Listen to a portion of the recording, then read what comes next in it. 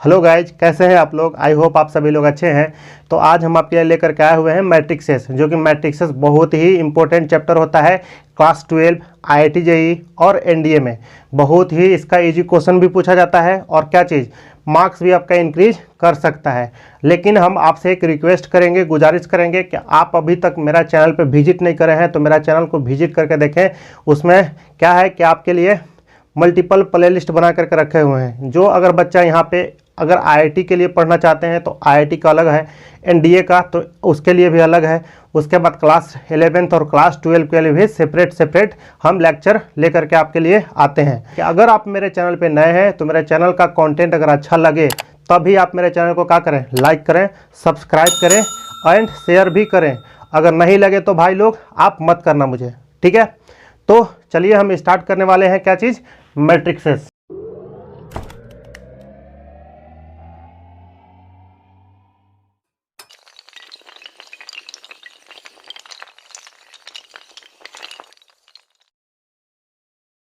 तो देखिए यहाँ पे मैट्रिक्सेस जो दिख रहा है आपको, ये मैट्रिक्सेस आया कहाँ से। तो भाई इसका यूज कहाँ होता है कि देखिए मैट्रिक्सेस अगर कहीं ना कहीं इसका यूज होगा तभी हमको पढ़ाया जाता है। अगर आप कंप्यूटर साइंस इंजीनियर बनना चाहते हैं तो उसमें बहुत ही इसका प्रोग्रामिंग जो बनता है C++ का बहुत ही वाइड यूज होता है, ठीक है। तो आपको ये बात यहाँ पे समझना पड़ेगा क्योंकि वो रो और कॉलम वाइज इसमें क्या चीज़ बहुत सारा प्रोग्रामिंग को क्रिएट किया जाता है, एप्लीकेशन जनरेट होता है।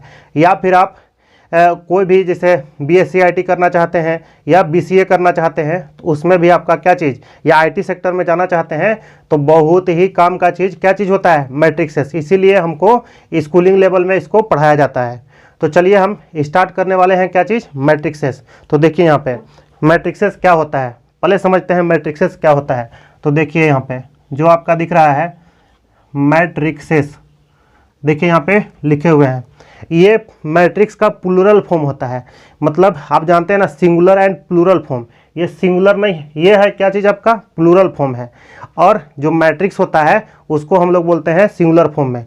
तो सर होता क्या है, तो देखो भाई ये होता है एक रेक्टेंगुलर अरेंजमेंट या एक रेक्टेंगुलर सजावट को हम लोग मैट्रिक्स बोलते हैं। किसके साइड, किसके जैसा, तो भाई ये जो होता है आपका रो और कॉलम वाइज जो एलिमेंट को या कोई भी फंक्शन को या किसी भी अल्फ़ाबेट को हम रो और कॉलम वाइज क्या चीज़ सजा दें उसको हम लोग मैट्रिक्स बोलते हैं।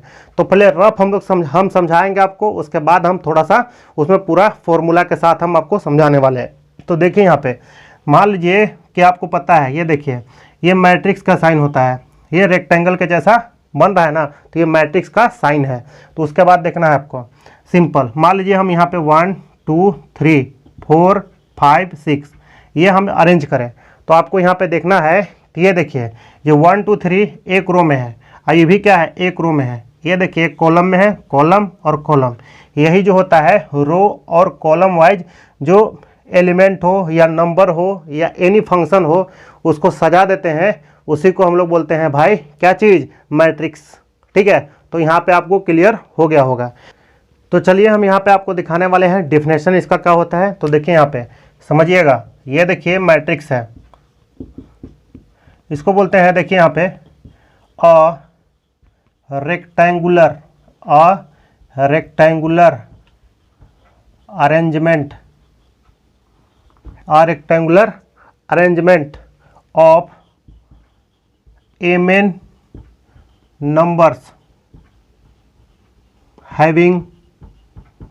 having m rows and n columns। ये देखिए यहाँ पे हम लिखे हुए हैं, यहाँ पे देखना है ये क्या लिखे हुए हैं। देखिए सिंपल एकदम डेफिनेशन है इसका, क्या अभी जो बात हम सिखा रहे थे वही बात यहाँ पे लिखे हुए हैं। A rectangular arrangement of m n number, कोई एम एन नंबर होगा उसका रेक्टेंगुलर क्या करना है, अरेंजमेंट करना है, सजाना है। नंबर हैविंग एम रो, मतलब जिसका रो होगा क्या चीज़, एम होगा, एंड एन क्या होगा उसका, कॉलम होगा। इसी को हम लोग क्या बोलते हैं, मैट्रिक्सेस। जो अभी आपको सिखाया है वही बात यहाँ पे हम इसमें डेफिनेशन में इसका लिख लिए हैं। It is denoted by the symbol, क्या होता है इसका, देखिए ये जो होता है ये वाला सिंबल मिल जाएगा आपका, या फिर ये वाला मिल जाएगा, या फिर आपको डबल वाला भी मिल सकता है, ऐसा भी करके देता है। ये जनरली कंपटीशन में पूछेगा। अब ये वाला जो होता है इंडियन, तो राइटर में भी आपको बुक में मिलेगा, कहीं कहीं मिल सकता है, लेकिन ये वाला इंडिया में पूरा चलता है, ये फेमस है। ये फॉरेन जो बुक्स होते हैं उसमें ये वाला सिंबल बहुत ही यूज होता है, तो ये बात आपको समझना है। उसके बाद ये जो होता है कि इसका जनरल फॉर्म में हम कैसे लिख सकते हैं, इन जनरल क्या होता है मैट्रिक्सेस, उसके बारे में हम आपको बताने वाले हैं। तो देखिए जो होता है आपका इन जनरल फॉर्म में मैट्रिक्सेस को क्या चीज़ में कैसे में इसको हम लोग समझेंगे, कैसे लिख सकते हैं। तो देखिए यहाँ पे हम इन जनरल बोल रहे थे, हम यहाँ पे नहीं लिखे हैं, आपको बस समझना है कि कोई भी मैट्रिक्स को लिखेंगे तो कैपिटल लेटर से लिखेंगे, ABCD XYZ। तो ये बात आपको समझ में आना चाहिए, कोई भी मैट्रिक्स को हम लोग कैपिटल लेटर से डिनोट करते हैं। तो देखिए हम मान लेते हैं, देखिए यहाँ पे लेट कर लिए कैपिटल A इक्वल्स टू, देखिए यहाँ पे मैट्रिक्स का साइन लगाए हुए हैं, यहाँ पे मैट्रिक्स का साइन लगाए हुए हैं। इसके अंदर देखिए यहाँ पे कैपिटल A है, तो आपको यहाँ पे स्मॉल a, I और J लिखना है। मतलब यहाँ पे समझना है कि अगर ये कैपिटल A है तो स्मॉल I J लिखेंगे, यही इसी को जनरल फॉर्म में, जनरल एलिमेंट के फॉर्म में हम लिखते हैं। तो देखिए यहाँ पे जो होगा, और जो M और N जो है यहाँ पे हम लिखेंगे M और N, यही इसका क्या होता है, स्टैंडर्ड तरीका होता है यहाँ पे लिखने का। इसी को हम लोग बोलते हैं ऑर्डर ऑफ द मैट्रिक्सेस। तो सर यहाँ पे I क्या बताता है, तो I बताता है रोज, नंबर्स ऑफ रोज, ठीक है। और ये वाला बताता है आपका कॉलम्स, ये बताएगा आपका कॉलम्स को बताता है। तो ये बताएगा आपका रोज को, और ये बताएगा नंबर्स ऑफ कॉलम्स को बताता है। आई मतलब जो आई लिखेंगे वो बताता है नंबर्स ऑफ रोज, और जो जे लिखेंगे हम उसको बोलते हैं नंबर्स ऑफ कॉलम बोलते हैं। अब यहाँ पे बात रही कि सर इसको क्या बोला जाता है, तो इसी को हम लोग बोलते हैं ऑर्डर। क्या बोलते हैं, order of a matrix, order of a matrix. ये जो लिखे हुए हैं M क्रॉस N, ये आपका है ऑर्डर ऑफ अ मैट्रिक्स। तो ये थोड़ा आपको दिखेगा नहीं, तो इसको हम दिखाने के लिए प्रयास करेंगे। नीचे थोड़ा सा कैमरा कर देते हैं, देखिए इसको हम लिखे हैं ऑर्डर ऑफ द मैट्रिक्स। तो ये बात आपको यहाँ पे समझना है।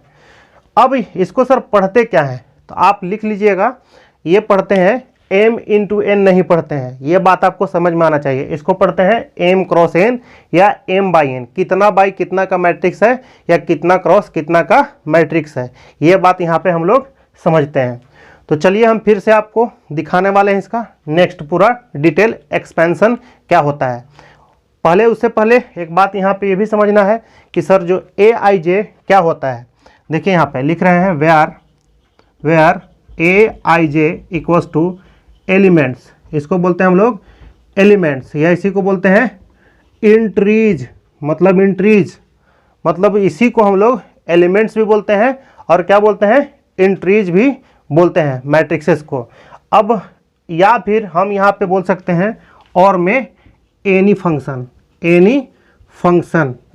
फंक्शन, मतलब कोई भी फंक्शन भी हो सकता है इसके जगह पे। तो ये आपको देखना है, देख लीजिए यहाँ पे, तो ये भी क्या है आपका एनी फंक्शन, कुछ भी हो सकता है। तो यहाँ पे आपको समझना था, जो बात हम बता दिए हैं। यहाँ पे देखिए M क्रॉस N को ऑर्डर ऑफ द मैट्रिक्सेस बोलते हैं, वेयर AIJ एलिमेंट्स, इसको एलिमेंट्स बोला जाता है या इंट्रीज बोला जाता है या एनी फंक्शन भी इसको हम बोल सकते हैं। तो चलिए हम आपको नेक्स्ट दिखाने वाले हैं। तो देखिए यहाँ पे आपको देखना क्या है कि भाई इसका एक्सपेंशन कैसे करते हैं। तो देखिए हम एक्सपेंशन कर रहे हैं मैट्रिक्सेस का, जो जनरल फॉर्म में हम लिखे थे। तो देखिए अभी माने थे आपको A इक्वल्स टू कितना लिख देंगे, AIJ M क्रॉस N, ये बात आपको समझना है। देखिए यहाँ पे हम इसका मैट्रिक्सेस बना रहे हैं। तो देखिए यहाँ पे हम लिखे हुए हैं, अगर देखिए I की जगह पे अगर 1 रखेंगे तो कितना लेगा A1, और J की जगह पे 1 रखे तो A11 देगा। उसके बाद A12 देगा, 1 और 2 रख दिए हैं, फिर ऐसे लिखेंगे तो A13 dot dot dot A1N देगा। ये बात आपको समझना है। अरेंज कर रहे हैं थोड़ा सा, ये हमको इधर लिखना चाहिए। देखिए हम आपको इधर लिख देते हैं, थोड़ा सा आपको नहीं दिखेगा। देखिए यहाँ पे लेट A इक्वल्स टू है AIJ। उसके बाद आपका देखिए यहाँ पे हम बनाए हुए हैं, ये मैट्रिक्सेस बनाए हुए हैं। देखिए यहाँ पे A11 है, A12 है, डॉट डॉट डॉट A1N, 3 भी लिख सकते हैं, कोई दिक्कत नहीं है। उसके बाद आपको समझना है A21, A22, dot dot dot A2N। उसके बाद A31, A32, dot dot dot A3N। ये चलते रहेगा आपका AM1, ये चलते रहेगा AM2, ये चलते रहेगा, ये देखिए यहाँ पे AMN, यहाँ पे लिख सकते हैं M क्रॉस N। तो यही देखिए आपको यहाँ पे समझना है कि I की जगह पे अगर 1 रखे तो ये 1 देगा, फर्स्ट रो देगा, और यहाँ J की जगह पे 1, तो ये फर्स्ट रो और फर्स्ट कॉलम। इसको क्या बोलते हैं? रोज, इसको बोलते हैं रोज, इसको बोलते हैं कॉलम्स, इसको बोलते हैं कॉलम्स। तो देखिए यहाँ पे तो A11, A12, dot dot dot कितना A1N। उसके बाद A21, A22, dot dot dot कितना A2N। उसके बाद आपको देखना है A31, A32, dot dot dot कितना A3N। उसके बाद देखिए dot dot dot AM1, AM2, dot dot dot AMN, M cross N। तो ये यहाँ पे लिखना है। ये बताता है second row first column, second row second column, ऐसे ही सेकेंड रो एन कॉलम। ये बताता है आपका first row first column, first row second column, first row N column. ये बताता है आपका M row first column, M row second column, M row N column. जो ऑर्डर लिखा जाता है यहाँ पे कोना में लिखा जाता है एम क्रॉस एन। तो यहाँ पे तो कंफर्म हो गया ना, देखिए first row first row first row, तो इसको बोलेंगे शॉर्ट में R1, रो 1 हो गया। ये वाला जो हो गया आपका रो 2 हो गया। इसी तरीक़ा से ये वाला जो होगा रो 3 हो जाएगा, डॉट डॉट डॉट, ये हो जाएगा आपका रो 4। तो ये देखिए सॉरी रो एम, 4 नहीं, एम लिए हैं अभी, तो एम। उसके बाद आपको ऊपर वाला फर्स्ट रो होता है, ये वाला सेकेंड रो होता है, ये वाला थर्ड रो, ऐसे ही चलते रहेगा एम रो तक। इसको बोलेंगे हम लोग फर्स्ट कॉलम, इसको बोलेंगे सेकेंड कॉलम, इसको बोलेंगे देखिए डॉट डॉट डॉट, ये हो जाएगा आपका एन कॉलम। मतलब इसको फर्स्ट कॉलम सेकेंड कॉलम, अब ये ऐसे चलते रहेगा, तो कितना एन कॉलम इसको बोला जाता है। तो यहाँ पे आपको पूरा कंफर्म हो गया होगा कि इसका एलिमेंट जो हम लोग लिखते हैं, ये जो इसको एलिमेंट बोलिए या एंट्रीज बोलिए या कोई भी इसके जगह पे क्या चीज़ फंक्शन भी रख सकते हैं, कोई दिक्कत नहीं होगा। अब रही बात कि सर आई की जगह पे क्या रखते हैं, तो देखिए आई का जो वैल्यू होगा आपका 1 से लेकर के m तक देगा, और जे का वैल्यू जो होगा आपका देखिए 1 से लेके n तक होगा। यह बात आपको समझना है, ठीक है।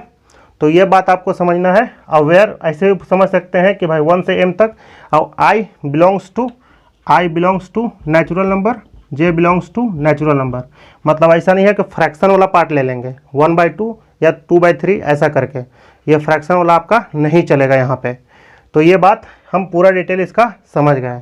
तो चलिए हम इसका नेक्स्ट पार्ट दिखाते हैं आपको। चलिए हम देखने वाले हैं ऑर्डर। ऑर्डर क्या होता है ये बात हम समझेंगे। देखिए यहाँ पे ऑर्डर जो होगा आपका, order equals two numbers of rose cross numbers of column. ये बात आपको समझना है।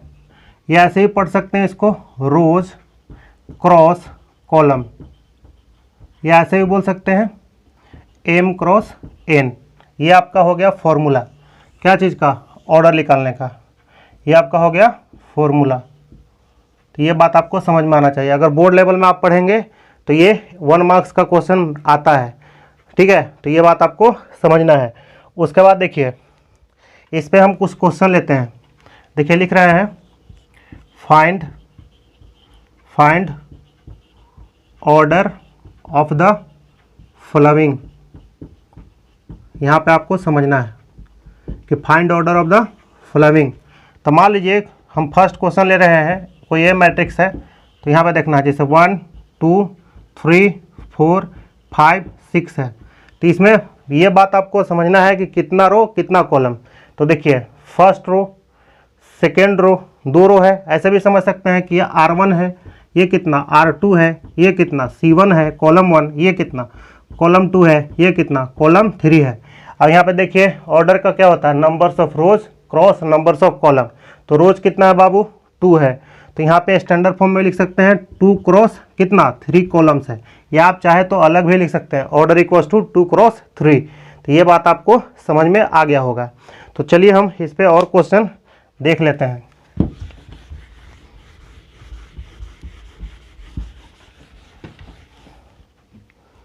देखिए यहाँ पे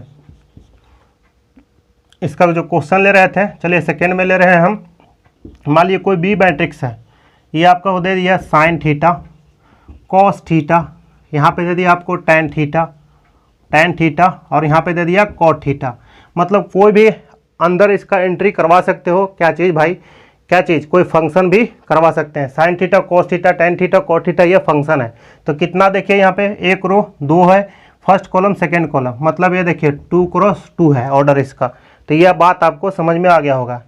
3 नंबर में समझते हैं। मान लीजिए कोई पी नाम का मैट्रिक्स है, इसको दिया हुआ है, देखिए ए है, बी है, सी है, डी है, इसका ऑर्डर क्या होगा, ये बात आपको समझ में आना चाहिए। तो देखिए यहाँ पे ये देखिए ये वाला रो 1 है आपका, ये रो 1 है, ये कितना रो 2 है, ये कितना रो 3 है, उसके बाद रो 4 है। अब ये देखिए कॉलम 1 है, तो इसका एक कॉलम है और 4 इसमें क्या है रो है, तो इसका ऑर्डर सिंपल लिख सकते हैं 4 क्रॉस 1। उसके बाद आपको देखना है जो नेक्स्ट हम मैट्रिक्सेस दिखा रहे हैं उसका क्वेश्चन ऑर्डर पे। तो देखिए यहाँ पे फिर से हम ले रहे हैं, ये आपका 3 हो गया। 4th नंबर में लेते हैं। जैसे मान लीजिए कोई, चलिए मान लेते हैं हम कोई, चलिए ना बी मान लेते हैं, बी मैट्रिक्स कोई है, हम मान लेते हैं यहाँ पे ए है, बी है, सी है, डी, ई, एफ, जी, एच, आई। तो ये बात यहाँ पे समझना है कि इसका ऑर्डर क्या होगा। तो देखिए कितना रो है, एक रो, 2 रो, 3 और 3 कॉलम है, तो इसका ऑर्डर हो जाएगा 3 क्रॉस 3। ये देखिए 5 नंबर में आपका जो होगा, मान लीजिए कोई एक्स नाम का मैट्रिक्स है, ये देखिए 1 2 3 4 5।